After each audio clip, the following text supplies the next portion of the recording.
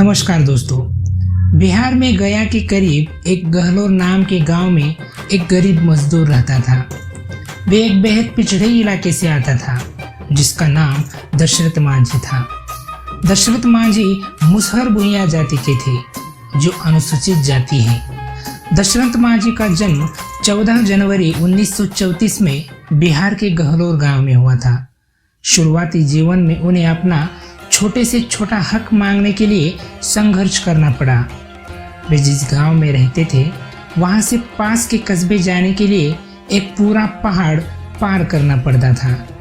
उनके गांव में उन दिनों न बिजली थी न पानी। ऐसे में छोटी सी छोटी ज़रूरत के लिए उस पूरे पहाड़ को या तो पार करना पड़ता था या उसका चक्कर लगाकर जाना पड़ता था। दशरथ मांझी लकड़ी काटने का काम करते थे। जो भी काम हो वह बहुत लगन और ईमानदारी से उसे पूरा करके ही दम लेते। शादी के पहले दशरथ मांझी शहर में काम ढूंढने गए। कुछ साल उन्होंने शहर में काम भी किया और जितना भी पैसा कमाया उसे बचाकर फिर गांव की ओर निकल पड़े। जब वो गांव आए तब उनका पहराव शहर में रहने वाले लोगों जैसा था। पहले तो गांव वालों ने दशरथ मांझी को पहचाना भी नहीं। उन्हें लगा शायद कोई ऊंची जाति वाला होगा, पर जैसे ही गांव वालों को पता चला कि वह दशरथ मांझी है तो लोगों ने उनका खूब मजाक उड़ाया और उन पर हंसने लगे। शहर से लौटने के बाद दशरथ मांझी के पिता ने उनकी शादी के लिए रिश्ते ढूंढने शुरू कर दिए। उन्होंने फाल्गुनी देवी से शादी की। फाल्गुनी देवी को दशरथ मांझी प्यार से फगुनिया बुलाते थे। दशरथ मांझी फाल्गुनी देवी से उतना ही प्यार करते थे जितना कि मजनू लैला से, हीर रांझा से। शादी होने के बाद कुछ दिन दशरथ मांझी काम से आधे दिन की छुट्टी लेकर घर आते थे, मगर फाल्गुनी देवी उन्हें कहती थी कि अगर तुम ऐसे काम छोड़कर घर जल्दी आ जाओगे तो मेरे लिए गहने और अच्छे अच्छे कपड़े कहाँ से लाओगे। दशरथ मांझी फिर प्यार से हंसकर बोलते थे कि फगुनिया, मैं तेरे लिए गहने ही क्या, पहाड़ को भी चीर कर रख दूंगा।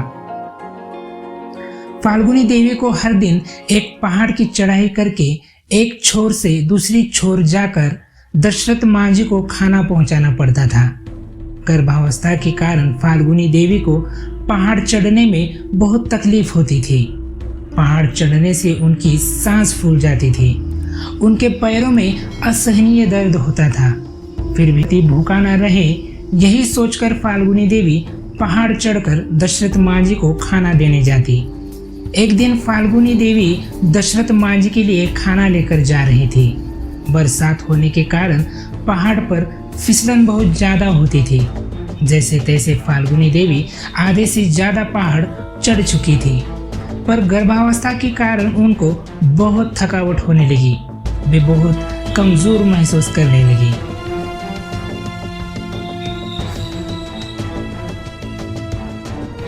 फिर भी पहाड़ चढ़ना उन्होंने बंद नहीं किया। उसी कमजोरी और थकावट के कारण फाल्गुनी देवी का पहाड़ से पैर फिसल गया और वह पहाड़ से नीचे गिर गई। उन्हें बहुत चोटें आई थी। पूरे शरीर के घाव से रक्त बहने लगा था। यह बात जब दशरथ मांझी को समझ में आई तब दशरथ मांझी भागते हुए फाल्गुनी देवी के पास आए। उन्हें अस्पताल लेकर जाने के लिए खटिया के ऊपर उन्हें लिटा दिया, पर अस्पताल जाने के लिए पहाड़ को पार करना था। दशरथ मांझी और उनके एक दोस्त ने जैसे तैसे पहाड़ को पार करके फाल्गुनी देवी को अस्पताल ले गए, पर अस्पताल जाते ही डॉक्टर ने फाल्गुनी देवी को मृत घोषित कर दिया। दशरथ मांझी पूरी तरह से अंदर से टूट चुके थे। समय पर इलाज ना होने पर फाल्गुनी देवी की मृत्यु हो गई थी। यह बात उनके मन में घर कर गई। इसके बाद दशरथ मांझी ने संकल्प लिया कि वह अकेले दम पर पहाड़ के बीचों बीच से रास्ता निकालेंगे और अतरी व वजीरगंज की दूरी को कम करेंगे। इन्होंने अपने काम को 22 वर्षों में पूरा किया। इस सड़क ने गया की आतरी और वजीरगंज सेक्टर्स की दूरी को 55 किलोमीटर से 15 किलोमीटर कर दिया।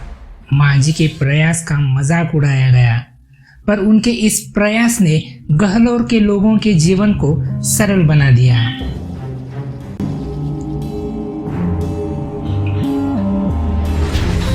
अखिल भारतीय आयुर्विज्ञान संस्थान नई दिल्ली में पित्ताशय गॉल ब्लैडर के कैंसर से पीड़ित मांझी का 78 साल की उम्र में 17 अगस्त 2007 को निधन हो गया। बिहार की राज्य सरकार के द्वारा इनका अंतिम संस्कार किया गया। बाद में मुख्यमंत्री नीतीश कुमार ने गहलोर में उनके नाम पर 3 किलोमीटर लंबी एक सड़क और हॉस्पिटल बनवाने का फैसला किया।